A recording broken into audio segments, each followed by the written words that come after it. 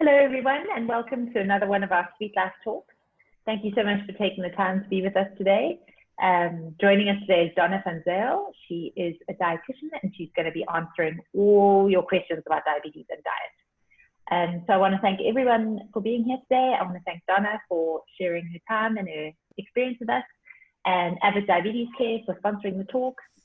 And just to tell you a little bit about how it will work, you'll see that everyone is on mute, and I'm going to keep you on mute so that we don't interrupt the talk. I have gathered all the questions from diabetic South Africans and from emails that people have asked about diabetes and diet, and I'll be asking those to Donna. But if you have any other questions while we're chatting, please feel free to pop them in the chat function, and then I'll ask Donna at the end of the talk. And as I said, I'm recording so that we'll have a video of it afterwards for those who can't make it. So welcome, Donna. Please, can you tell us a little bit about yourself and why you care so much about diabetes? All right, so my name is Donna Van Zyl. I'm all the way from Bloemfontein, and I'm a private practicing dietitian over here. And I think my journey with diabetes actually started because they thought my daughter at 3 years old had diabetes. She had a ketoacidotic event, but it was actually originally a hypoglycemic acidotic event instead of a DKA.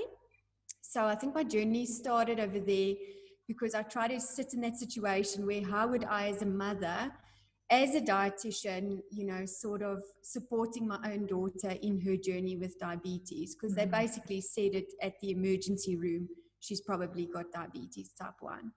And then luckily with that, I work a lot with pediatrics. So we see a lot of newly diagnosed type 1 diabetes patients. And after that episode in my own life, I definitely realized that we as dietitians have got such a role to play to enable flexibility in a type 1 diabetic's life. So yeah, I'm always available for my patients, particularly the type 1 diabetics. It's a big passion for me, and I love learning more and helping them as much as possible. I remember when I was first diagnosed, the dietitian was the first time I smiled from diagnosis, because I went in with my mom, and I went in thinking I can never eat anything again. Where do I even start? What do I eat? And she was able to just make me feel like life was going to be livable again. So what happened with your daughter? Is she not that? No, well, she actually has a gut problem. So she basically has chronic diarrhea, and she wasn't absorbing her glucose levels. So she had, I think her blood sugar when we got to the hospital was 2.7. So we struggled with that. Yeah. Sure. But she's all right now. Okay. Good. She's 6 and she's growing. Oh, yeah. Let's jump into the questions.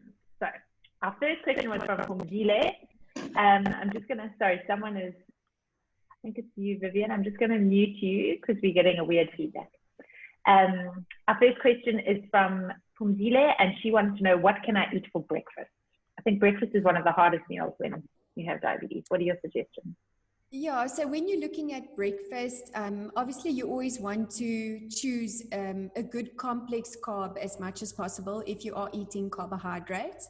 So if you are having bread, one wants to focus on rye bread or seed health bread, low GI whole grain bread, and then you could serve that with a protein or a fat, something like scrambled egg or, for example, hummus or even avocado on the bread. If you are one of those who enjoys cereal, one could look at a nice cooked rolled oats served with something like cinnamon, or even with a little bit of protein, some milk. And then for those of you who like the muesli scenario, plain yogurt mixed with a little bit of fruit salad and topped with a little bit of unsweetened muesli is also quite nice for breakfast. So you want a combination of a good complex carbohydrate with protein or fat, not just the carbohydrate on its own. Why is it that protein is so important to have with carbohydrate? I found in my own experience that if I eat a carb of any description and I don't have protein, my blood sugar goes through the roof. But if I have protein with it, it almost anchors the blood sugar. What's going on there? Okay, so protein and your fats actually together, they delay the gastric emptying of the food from your stomach. So the absorption of the glucose is a little bit lower. So basically it would lower the glycemic response of the carbohydrate on your blood sugar level. So I prefer all meals to be consumed so that that spike or the peak of the glycemic response is a little bit lower. Okay.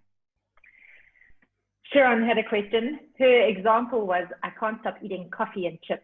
What can I do? But I think for many people, you can replace coffee and chips with chocolate or other fatty foods or the things we're not supposed to eat.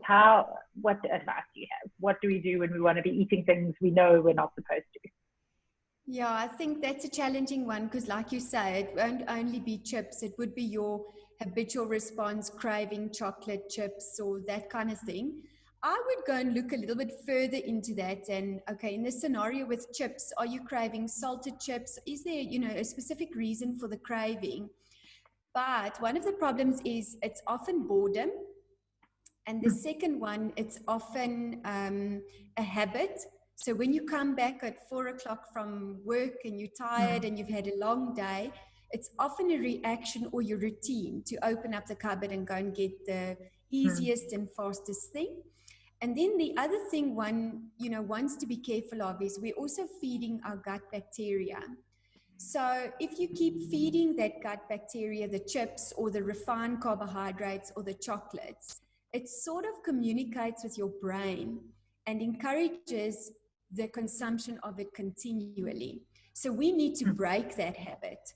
And one of the easiest ways to break a habit is obviously distraction. So as soon as you look at your cue, when you're craving something and when you tend to go to the cupboard, for example, let's say it is at 5 o'clock or before bedtime, we need to curb that trigger with a different habit. And often then we say, 4 or 5 o'clock in the afternoon, rather go for a walk, which would take you out of the house, remove you from that cue.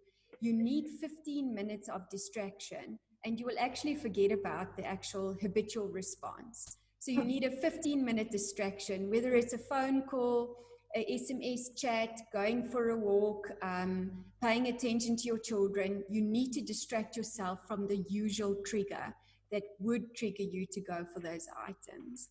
And then coffee, on the other hand, coffee is a stimulant. So it keeps you awake, it keeps you a little bit full as well. So I think coffee is a little bit addictive. Generally 3 to 4 cups of coffee is a suitable intake, but as soon as you're having more than that, one wants to be careful because it can actually give you, can actually be good for you. The oxidants in coffee, antioxidants, etc. in coffee. But as soon as we have a large amount of coffee, exceeding the 4 cups of coffee per day, then it becomes in excess and not in moderation anymore. So again, it's a distraction, do not get up and go and sort of put the kettle on, that kind of scenario. You want to distract yourself from that habitual response. But it takes time and it takes conscious effort to stop the habit.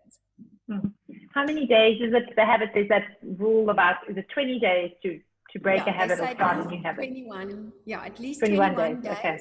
Yeah, but then also for the new habit to be established, they say up to 3 months. So you alter the habit for 21 days, but your new habit also needs to be established.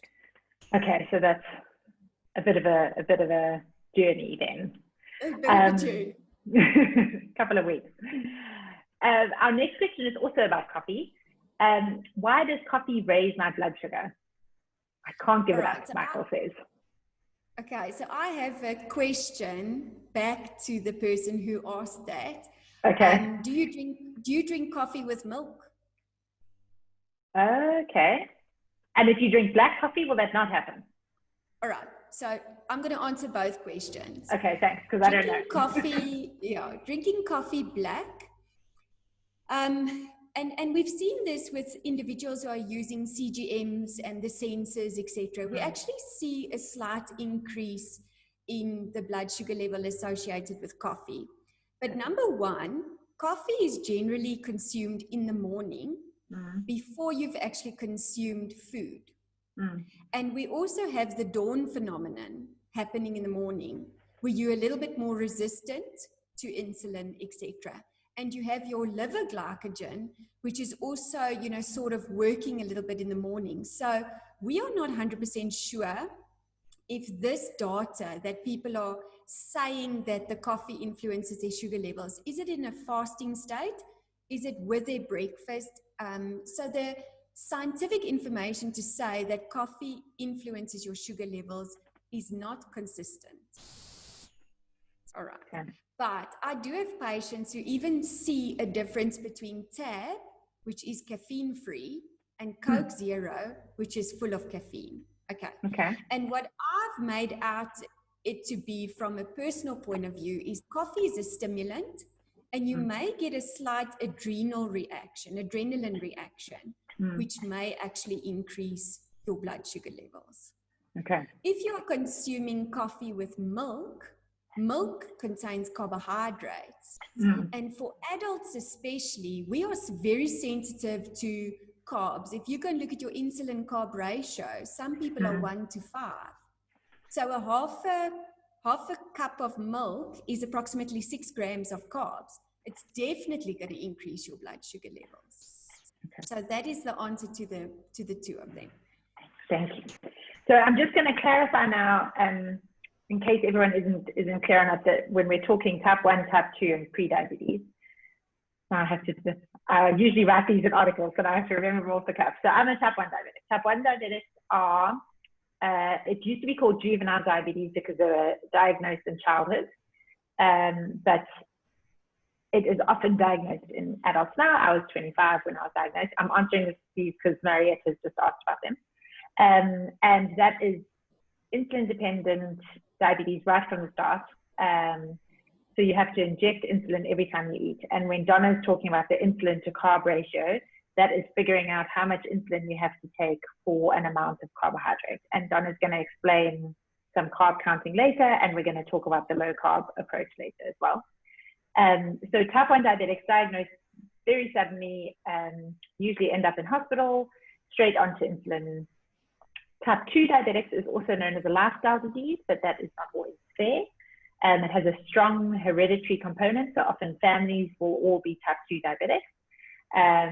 But it's also influenced by weight gain, particularly around the middle, and by diet and lifestyle. So not a lot of exercise, carrying extra weight, and eating the wrong kinds of food. So lots of refined carbohydrates, which are things like all the sweet things, cookies, cakes, all the baked things, white bread, bagels, and then all dairy is a carb, and all grains, things like rice and pasta and all of that as well. So that's type 2 diabetes. And then pre-diabetes, which Mariette was asking about, is the stage before type 2 diabetes. So technically, according to SEMSA, who are our endocrinology board in South Africa, pre-diabetes isn't a term in South Africa. They just like to say that you're at risk for type 2 diabetes, because pre-diabetes is defined by a certain HbA1c. But essentially, the way I've always seen it is that pre-diabetes is the magic zone. If you can find out that you have pre-diabetes and change your lifestyle and change your diet and lose weight if you need to, then you can completely reverse type 2. And if you can catch type 2 early enough, you can reverse it. Later, the metformin is often necessary, which is tablets, and then you can eventually need insulin. But type 2 is definitely reversible if you catch it at the right time and you make the right changes. Did I explain that properly, Donna? What did I leave out? Okay, good. So I wanted also to make that differentiation, because I'm not sure when we ask the next questions if some answers are true for type 1 and type 2, or if they are all true for both kinds. So we had a lot of questions from Rafana and Charmaine and Marlene, wanting to know, how can I lose weight in a healthy way, and why is it so hard? This is probably the most asked question, was how to lose weight in a healthy way. Thanks. Yeah, Bridget, it is really, really one of the hardest questions, because to lose weight is really hard. I think you've got so many environmental factors and factors influencing weight loss that it's really quite challenging. But I'm going to focus on maybe, sort of 4 or 5 points that I believe are the basics to starting a weight loss, sort of cascade, if I can call it that. And one of the first things is one looks at energy expenditure as well as energy intake. So energy intake would be everything you consume from food or from fluids in energy-wise regarding kilojoules. And energy expenditure would be associated with you just living and breathing and then also exercising. So you want to create a little bit of a deficit in the sense you want to consume less than what you are physically using. And this is important for at least a number of consecutive days. And we've seen we need more or less 7-8 days to sort of start breaking that cycle. And that's where one of my rules is you need to have a good weekend on your weight loss journey. Because as soon as you start on Monday and Friday night goes back sour, Saturday sour, Sunday sour, that's 3 days of your 7-day week. You actually have bad days, and then we sort of counteract everything you did well from Monday to Thursday. So a consecutive 7 to 8 days of really, really managing, that energy intake. By looking at the energy intake, you want to look at portion of food consumed. So one can start even by reducing your portions from your full plate to reducing it by a third, which helps reduce the calories. You're looking at the way you're preparing your food, grilling, steaming, roasting versus deep fat frying or frying in a batter or a crumb. Those kind of things are all naturally still reducing the energy you would consume. And then also choice of food. You want to consume nutrient-dense foods, which are filled with vitamins and minerals, your vegetables, your salads, your proteins, good complex carbs, which will also help fill you so that you do not get so hungry very quickly.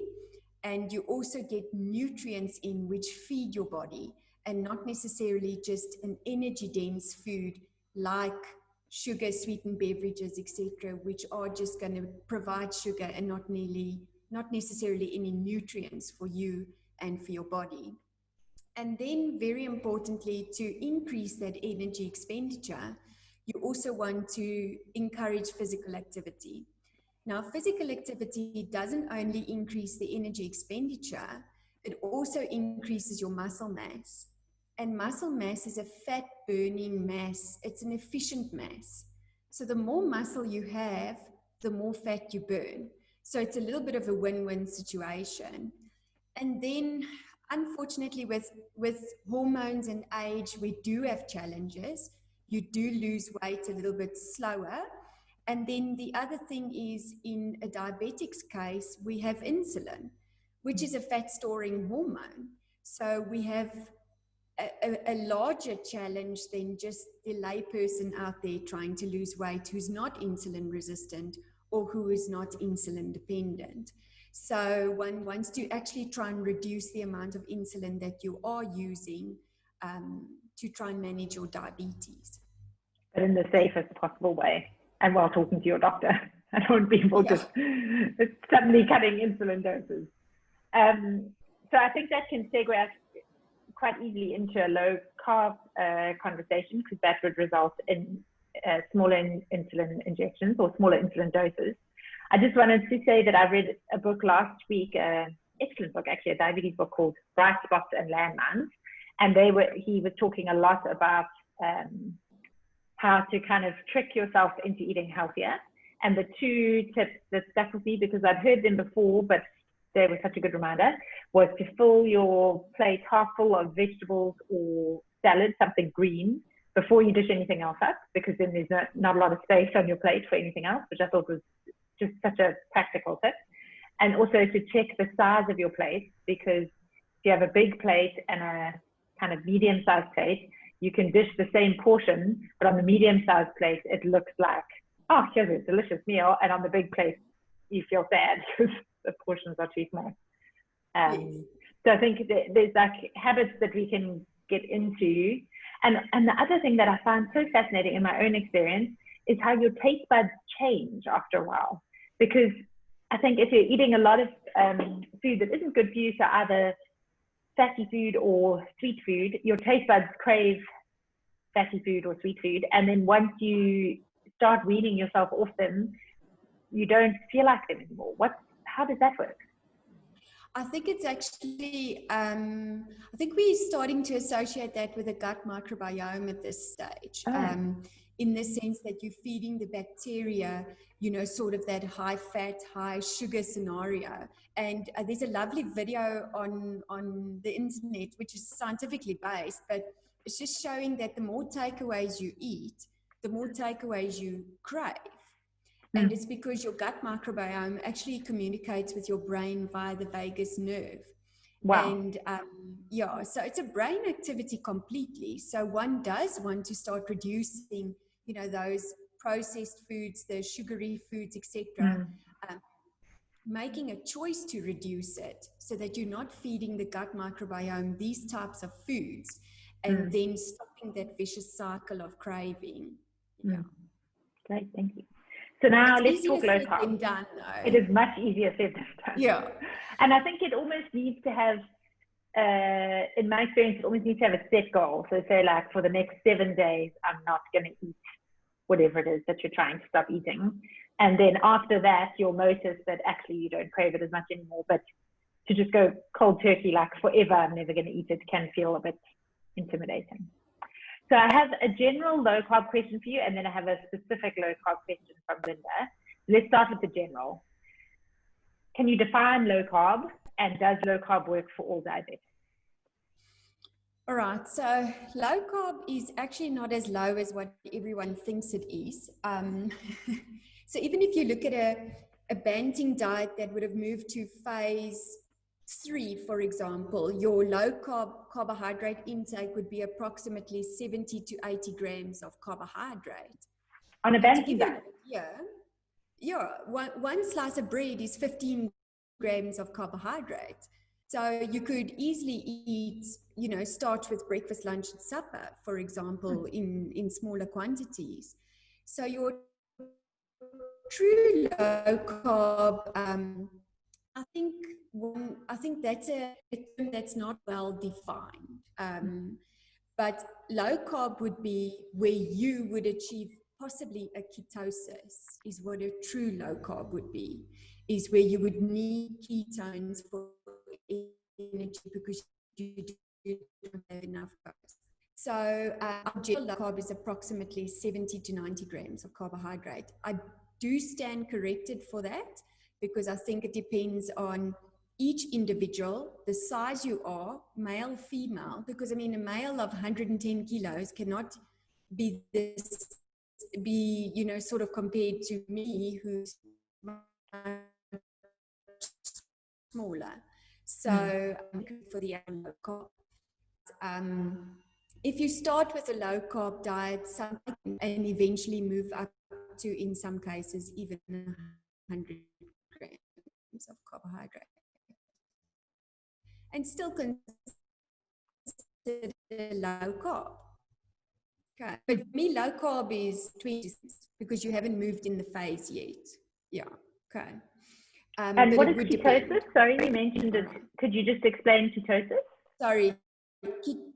Ketosis is a phase where you would not have enough glucose, so your body for energy. So your body uses your fat stores to produce ketones for energy, and so that would be in a normal situation. So someone who's not diabetic, if you're starving or if you're not eating enough carbohydrates, your body would go into that mechanism to burn fat for energy, and the energy is then obtained from ketones, which is produced by fat. But if you're looking at ketones with a diabetic point of view, it's very different. This is where your ketones are produced because your blood sugar levels are too high. In other words, you do not have enough insulin to take the glucose into the cell to be used. then your body also produces ketones from the fat because it can't use the glucose. Okay. So that just sounds it's a little bit confusing. different. How come one is desirable and one is dangerous? I would not say one is desirable, to be honest. Okay. So I let's would unpack use, this so I can understand it. I would be very cautious in encouraging a ketosis in a diabetic. But one is to realize that ketosis is different. Okay. It's getting a So little it's bit two different types. Ketosis and Yes. ketoacidosis. Yes, it's very different. Okay. Yeah. Okay. So ketoacidosis is dangerous because you could lead to potential problems and dehydration and coma, but that's associated with a lack of insulin. Okay. And ketosis is just the super low carb. Sorry? Okay. Ketosis is the super low carb. Yes, that is because there is no glucose to produce energy. So, it's so that would be like zero carb. Well, that would be at 20 to 30 grams of carbs. You could achieve a ketosis. Okay. Yeah. So what, I'm going to ask them this question now. My question is, I think I've read up on every different kind of diet. So last week or 2 weeks ago, I interviewed a guy who says that diabetics should be, he's a type 1 himself and a doctor, and he has written this book called Mastering Diabetes, and he says that all diabetics should be eating lots of fruit, lots of vegetables, intact whole grains, no animal products, not even eggs or dairy. And he said if you do that, it's very high carbohydrates, almost zero fat, very low fat, and then your blood sugar stabilizes. Then the low carb, high fat, or the low carb, high protein contingent is very low carbohydrates, as much fat as you want, and that stabilizes your blood glucose.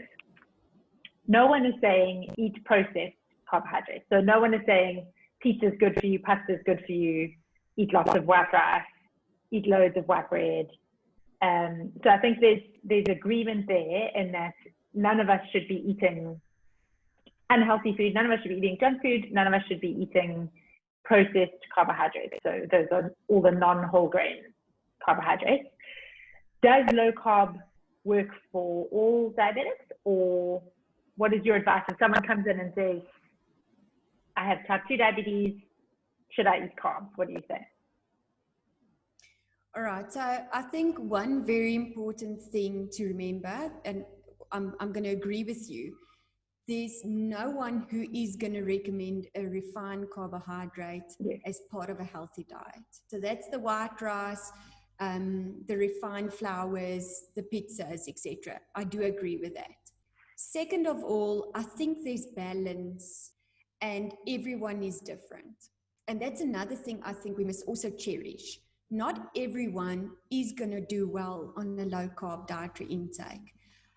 There is caution for me with pregnant ladies, with children, sort of going too low carb. There are certainly patients who I would not recommend low carb. I would not necessarily recommend high fat either for these patients. I would recommend more balance for these patients, for example. And then I think there are different people who respond to high fat intake and low carb versus, sort of that vegetables and the fruits and the grains, etc. So according to your DNA, you would respond differently as well. And I think you know eventually for your own body what works for you. And I often ask people, what has worked for you in the previous, in the previous years? Where did you do well? Where did you feel your best before I actually consider recommending a diet? And I think the most important is sustainability. And sustainability is very important because as soon as you go high fat, low carb, and you may be going to have a piece of cake, you're actually causing more harm, for example. Because then you're bringing in a refined carbohydrate with all of those fats. You may cause more harm.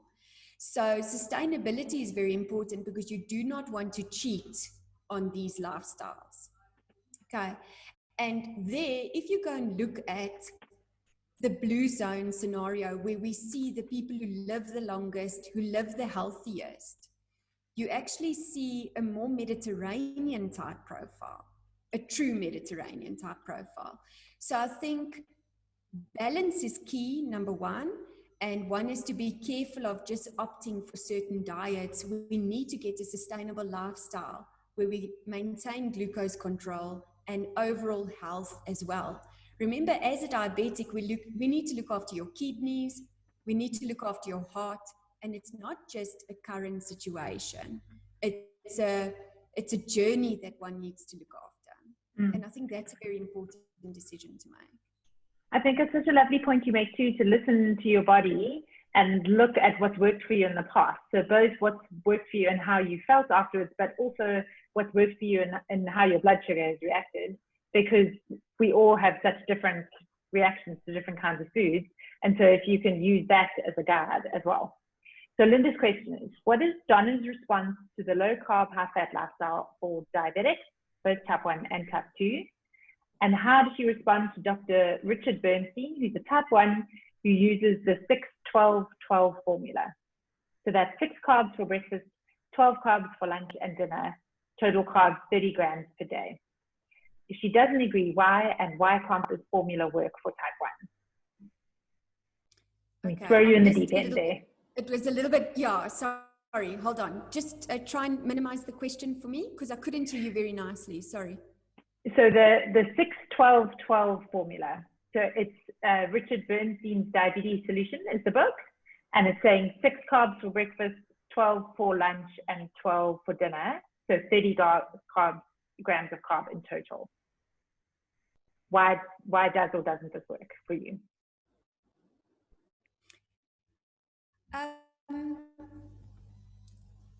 Okay, that's very little carbs. I think, again, I think it will probably work. You will get good glucose control. You would probably lose weight depending on your other ingredients on the plate. But again, one needs to see if that lifestyle is suitable for you. Is it suitable for you to, sort of focus then on your avocado, on your proteins, on your nuts and your seeds, and minimize the carbohydrate? But to give you an example, I mean, for breakfast, you're going to have, are you excluding dairy, for example? No, I think dairy has to be counted too. I've read his book. It's very good. So he goes kind of an extreme, Dr. Bernstein goes kind of an extreme low carb version. So he counts tomatoes. He doesn't believe in fruit, and he counts tomatoes as a fruit. So he cuts out a chunk of foods that aren't acceptable and then focuses on the other ones. So I think his breakfast examples were, Linda can correct me, but I'm going to say there were probably eggs, largely egg-based.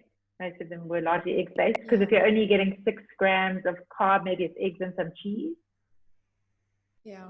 You see, so my other concern with that would be, nutrient content of the actual diet. Are we lacking vitamin C? Are we lacking B vitamins? So as soon as you go quite extreme, you may actually start getting vitamin deficiencies and mineral deficiencies. I mean, where are you getting calcium from with that dietary intake? So those would be often my first concerns by going too extreme with a dietary intake, and then also the sustainability. But yes, going that low carb, I mean, you're probably injecting 1 unit for breakfast and for lunch, and maybe 2 units for supper. It will definitely work because you're not consuming the quantity of carbs to increase your blood sugar levels with a type 1 scenario. So it would work for glycemic control, but then again, is it something that you can sustain? And again, is it nutritionally sound? I would be very cautious of that if it would be nutritionally sound. The best thing, my favorite thing out of his book, I thought some of the ideas were very interesting. My favorite thing was that he believed in a small doses, small mistakes, big doses, big mistakes, which I think is so smart. So he's saying his suggestion is never to inject more than 7 units of fast acting for a meal. So don't eat something that would require more, don't eat so many carbs that would require more than that, if we're talking type 1, and obviously safely so that your blood sugar remains within range. But he said once you start injecting more than 7 units, your risk of either having miscalculated and your blood sugar going high or miscalculated your blood sugar going lower, the risk is much greater. So if you can limit your food so that your doses are smaller, then the mistakes are generally smaller, which I found to be true. Yeah, I'm going to agree with that as well, because what I often see is if your blood sugar is high and you already have a correction dose, then you're still adding carbohydrates on top of that. Your control is not going to happen. So generally, if I see there's already a correction dose, I'm going to recommend to go low carb for that meal so that you do not exceed that maximum insulin that you should be giving. So that definitely I agree on, because I always try and explain to the patients in a type 1 scenario, even in a type 2 scenario, if your blood sugar is 12 for breakfast and you're going to eat 60 grams of carbs on top of a 12, it's going to skyrocket. Okay. If your sugar is 5 and you're going to eat 60 grams of carbs, it's also going to be a little bit different. So I think that's a very important thing to realize. If your sugar is high, I would not recommend a large carb meal just to help your blood sugar come down and not push it up. So quantity of sugar and quantity of glucose that you are consuming is definitely making an impact on glucose control, let alone the insulin. We need to look at quantity as well as quality of carbohydrates. Agreed. Llewellyn wants to know, why do the same types of food have different effects on my blood sugar? And I asked for examples and didn't get any. Yeah, it's a very good question, and it happens. But unfortunately, it's not necessarily just the food. It would be many reasons. It would be the environment which is affecting you, the temperature, the altitude, even just your mood, which may affect the same type of food having a response on your blood sugar.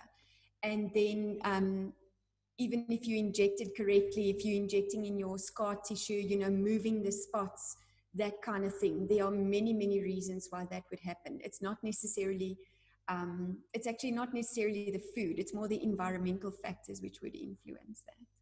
That's so fascinating. I only realized recently what a huge impact stress has on blood sugar. I had a very stressful couple of days, and it didn't matter what I ate and what I did and how I ingested. I switched out my insulin pens, and the cortisol released when you're feeling stressed or angry or any of those, or anxious, any of those emotions, it just blocks how insulin works. It's fascinating to me, and I can see why it used to make sense when we were cavemen. And so if you were stressed, you needed to run away from a lion. But it has a huge impact now. Okay, I'm going to jump to...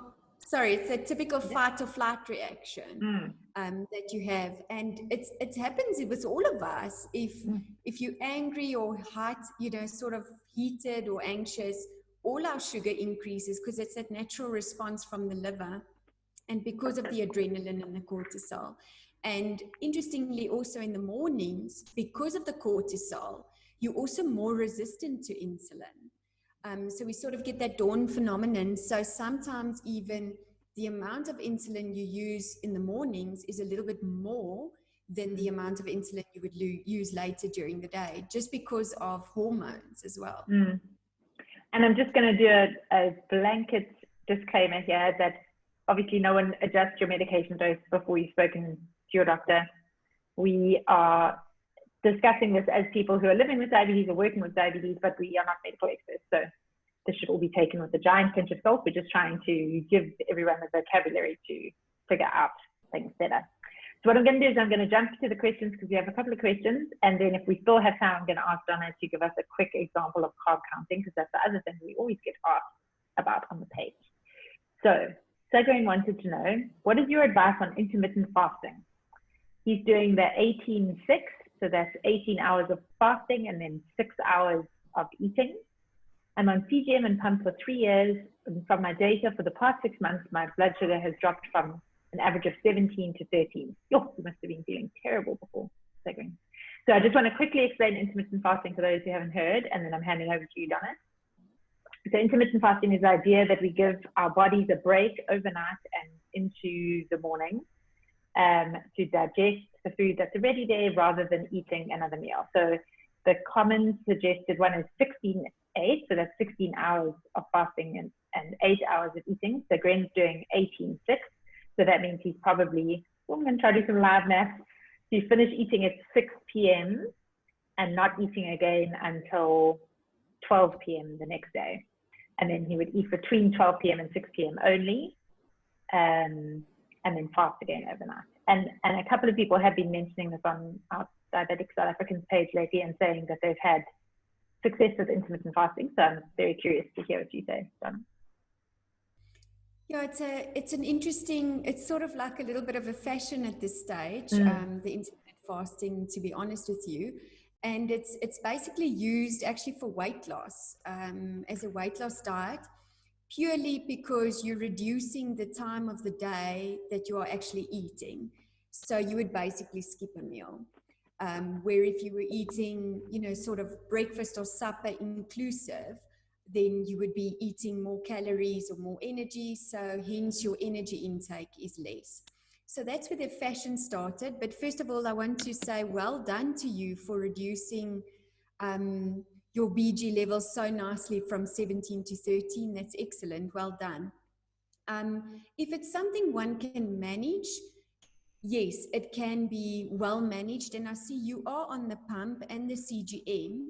So one of my concerns would be just, hypoglycemia, or just alternating BG values. And because you're on the pump as well as the CGM, I assume your pump would suspend before low with a low blood sugar, etc. So in your case, I would definitely say if it's something you can sustain, if it's working for you, then I would not say you need to stop or anything like that. I would just be cautious, just regarding, you do have insulin in your body. Remember, as soon as you're injecting basal, you already have that insulin in your body. So for those of you who are not on a pump, I would just say, you can continue with intermittent fasting, but just engage in BG monitoring, and do not think you need to skip your BG monitoring, because I would be careful that you might get a low blood sugar unnecessarily, and then it would be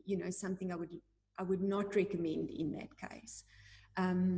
But otherwise, I do not have a problem with intermittent fasting. There's data regarding the growth hormone, the cell, restructuring, etc. I think we need more data to, sort of support this kind of diet.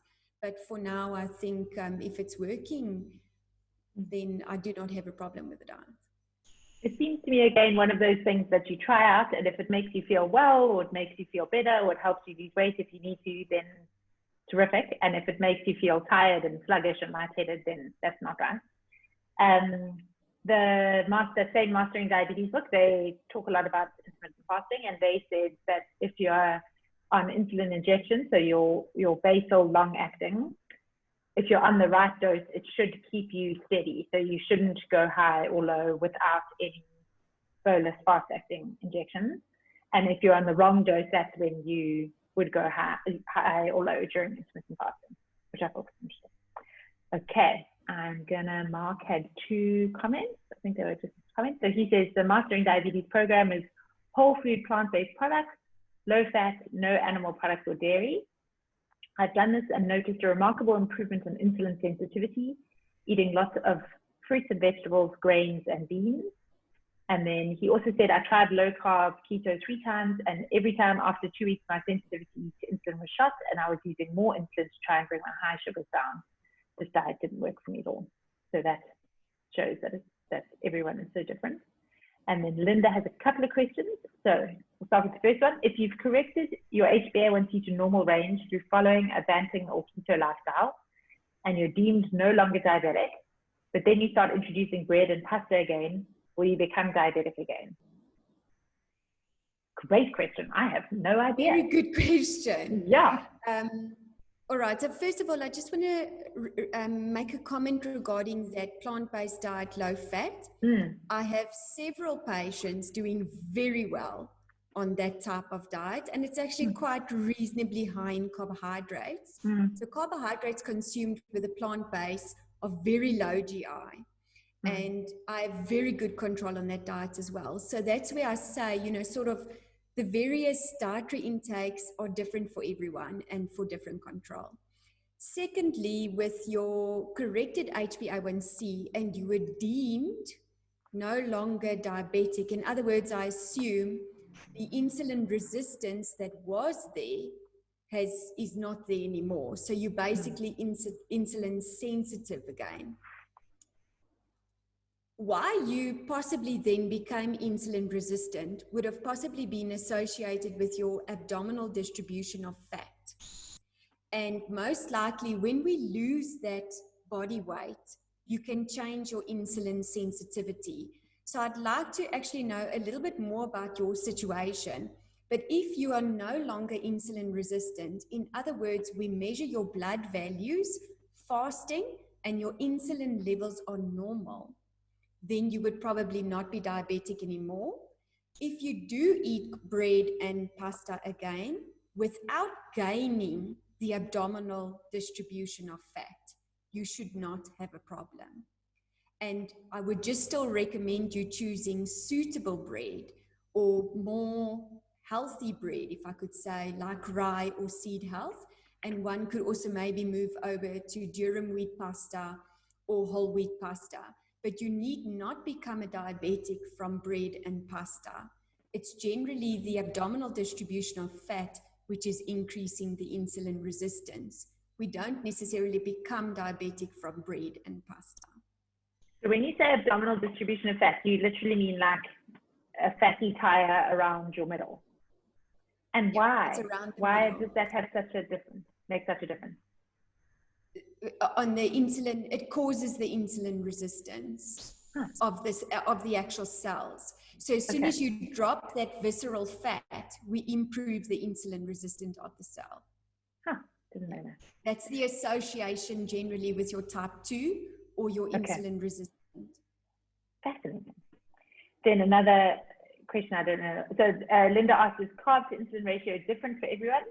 Or is there a benchmark? And I know that it is different to everyone, for everyone. And you have to kind of test it by gauging how much insulin you take for a predefined amount of carb and how much your blood sugar changes over a number of different examples. And then she said, there are so many different opinions about when damage starts to happen to our organs because of high blood sugar. What is that number? I say it's when your blood sugar starts in double digits, so 10 or higher. What is there a number? So yes. Okay, I'm going to just answer the first carb to insulin ratio. Everyone is different. We have a theoretical way of first starting off to calculate the insulin carb ratio. We use that and then we adjust it according to the 2-hour postprandial glucose level. We would adjust carb ratio. So we have a theoretical calculation and then we adjust it accordingly because not everyone, you know, sort of sticks to that theoretical calculation. And then other factors like exercise, etc., would influence, you know, sort of the carb ratio as well. Then that number which is causing damage, we are using more or less 10 millimoles per liter and above. And but these days we're starting to look at an 8.7, funny enough. You know, they're sort of trying to bring down the goal, you know, that target range between 4 and 8.7 versus 4 and 10. But when we look at HbA1c, these days we are looking at target range. And target range is more or less how long you are spending time between 4 and 10. So the benchmark in general, they're looking at above 10, which is causing harm. We want an average of at least 70% between 4 and 10 millimoles per liter. And with food, you'd probably, you know, sort of increase above the 10 millimole, but 2 hours later, you want to drop into your target range again and have a majority of 70% at least in time in range. So yes, I would say probably 10 millimoles. Some people are using 8.7. And then last question from Linda, then we're going to do some carb counting. I don't agree with low GI because while the food supposedly doesn't spike blood sugar, it still raises it over a 2 to 4 hour period. And why would I want to raise my blood sugar. Linda, I'm not sure you are on. I would wonder about the actual meal versus just the low GI, because if you're looking at fats, a high fat intake increases your glucose level from approximately 3 hours. I'd actually love to show you an image, but if you, and this is what we're seeing with a high fat diet. So a lot of people on a high fat diet actually need to inject as well, because a high fat intake would also increase your blood sugar levels. So with that question, I would first like to know, sort of how does that meal look? We have carbohydrates, we have proteins, but we have fats as well, part of most meals. And if the fat content is a little bit high, I would first look at that influencing the 2 to 4 hour period later. Because if your carb ratio is correct, you should drop to more or less the same value that your sugar was pre-prandial 2 hours afterwards. If your fat intake is high, then it actually starts increasing again. So it would depend how your meal actually looks with that increase 2 to 4 hours later. It might not be the low GI carb, it may be the high fat intake. So I think there one could ask a little bit more questions regarding that actual question. Thank you so much. So now you have 2 minutes, please, to explain the basics of carb counting. We probably should have started with this because we've been mentioning carbs the whole way through. But if you could just give us some basics to learn that. All right. So as soon as you're injecting for a carb ratio, we want to create flexibility.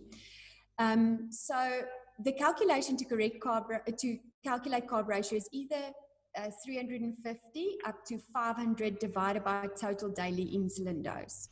So for theoretical sake, if you have 50 units per day of total insulin dose and we have 500 divided by 50, then your carb ratio would be 1 unit for every 10 grams of carbohydrate. But this is where the catch is. The 10 grams of carbohydrate is not what the food actually weighs. So for example, this apple provides you with 20 grams of carbohydrate.